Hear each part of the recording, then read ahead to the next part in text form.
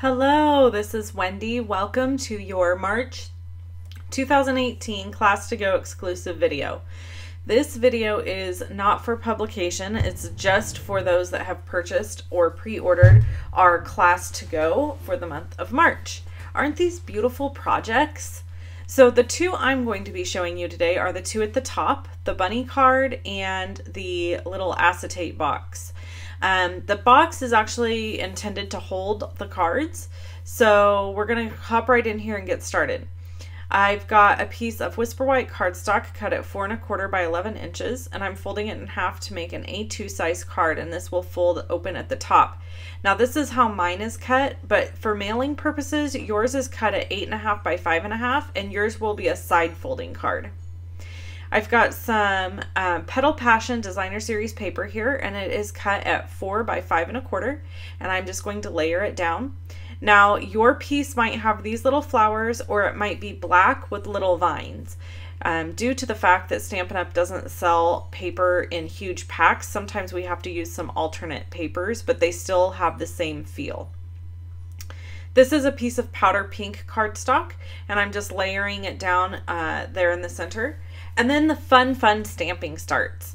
If you don't have this stamp set, you could substitute it out for another stamp, or you can order this stamp set. Or if you purchase the Class to Go that included this stamp set, then you'll be able to finish this card with no problem.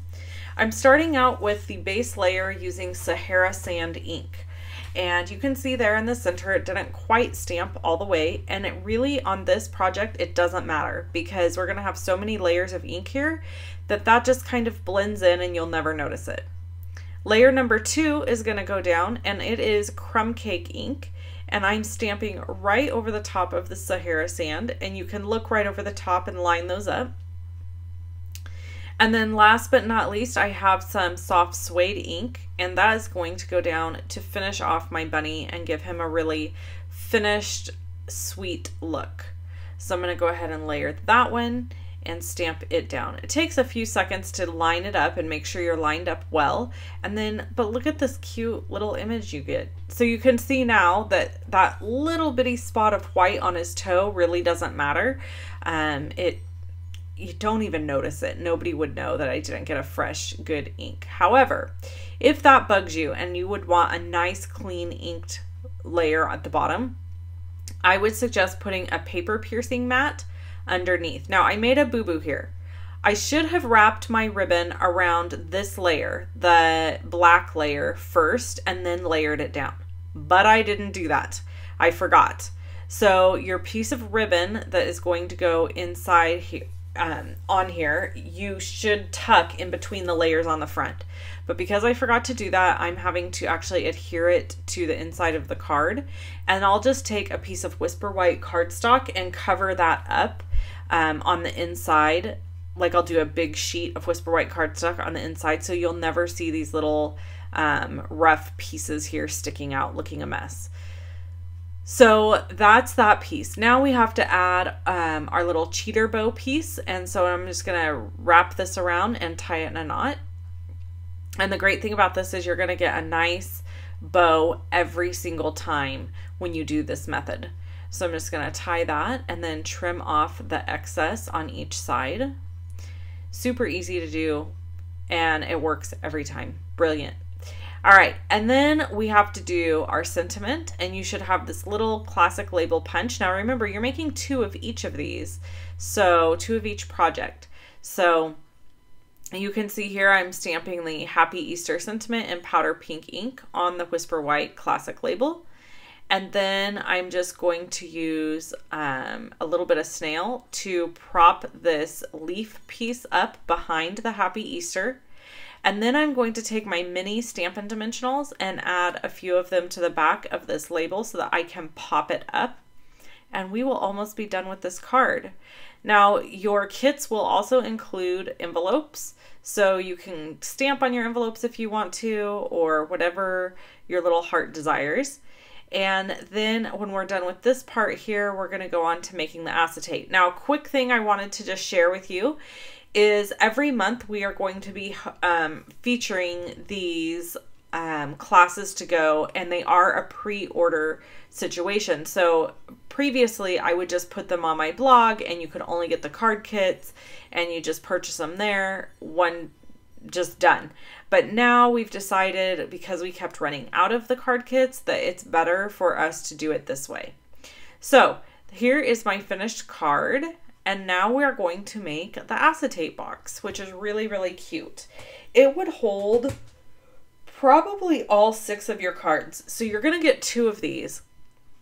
So in the event that you get 2 and you decide you only want to use 1 box for holding your acetate cards, you could create both boxes, and in the other box you could put some candy, you can put some tea light candles, you really could make some super cute stuff. So that's my recommendation for the other box if you don't want to use them both. My idea was for you to put 3 of the cards in one box with their envelopes and 3 of the cards in the other box with the envelopes. And then you would have 2 cute little gifts to give to people for Easter or whenever. They are Easter focused cards, so that is something to take into consideration, but you wouldn't have to use them for Easter if you didn't want to. Okay, so I've closed both ends, and I'm going to use a piece of designer series paper. Again, this is Petal Passion, and it's cut at 3 inches by 12 inches. And I'm just going to wrap it around the box and pinch at the edges. So you can see I'm pinching to kind of make a crease. So I didn't score this ahead of time, basically, is what I'm getting at. I just eyeballed it and then pinched it down as I wrapped it. So I'm wrapping it around again, and then I'm just going to close up the box, the paper. So now I've got my belly band around my box, and that's not going to really come off. It'll stay on there pretty good. And then you're also going to have a piece of powder pink cardstock, and this is cut at 3.5 by 4. And I have taken and run it through the Basket Weave Dynamic Embossing folder, which is a beautiful embossing folder, and you can only get it for free with a $100 order through March 31st. So if you place a $100 order, you can get the embossing folder and the stamp set that goes with it for free. So that's kind of a cool offer. I've got another piece of designer series paper that just went down there, and so you're just going to attach that. And then we're going to do a bow using a piece of powder pink ribbon around the front. Now, this bow gave me absolute fits. I'm not kidding you. So we just are not going to focus on the fits it gave me, and you are going to just tie your bow with no problems at all. All right, then I took a piece of baker's twine and I ran it underneath the ribbon, brought it around. Now I need to do my stamping and layering. Now I did use a Good Day stamp set to stamp this image. So if you want that stamp set, that's not one of the ones that we offered, but it makes a really cute little tag. So we used that, and I punched it out of the 1 3/8 inch circle punch. The base circle, the black circle, is cut with the 1.5 inch circle punch, and it layers perfectly behind this scallop circle, which I thought was really fun and cute. So after you add this, you're going to take a hole punch of sorts and punch a hole in the top to run that baker's twine through. Now, Stampin' Up! No longer sells a hole punch. The one you saw me just use was an old Stampin' Up! Punch, and I don't know why they quit selling them, but they must not have sold well. That's the only thing I can figure.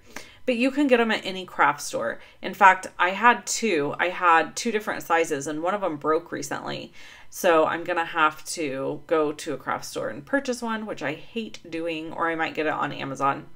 If I don't shop with Stampin' Up!, I usually shop on Amazon because I just tend to not like going to the craft stores. I don't know. I just don't anymore. I used to love it, and I just don't find anything there that really piques my interest like it used to. Okay, so you can see how wonky and ugly my bow is. Just drove me absolutely nuts, but it's all right. I digress. See, I kind of keep obsessing over it. I can't help myself.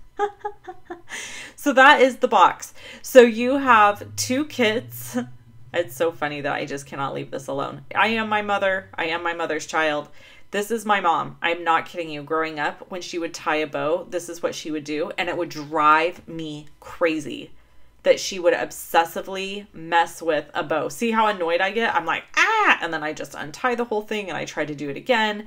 And it just never would tie right. On my other one, it was perfect. I had no problems whatsoever.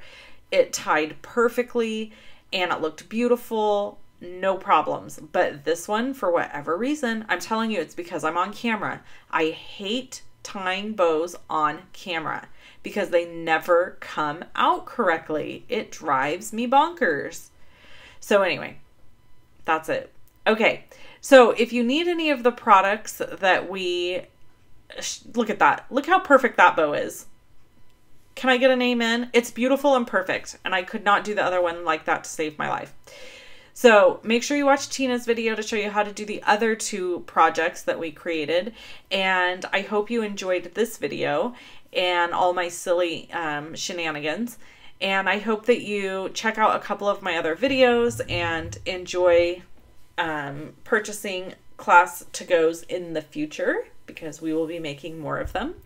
And I hope you have an amazing day. Thanks so much for hanging out with me, and I will talk to you again next time. Bye-bye.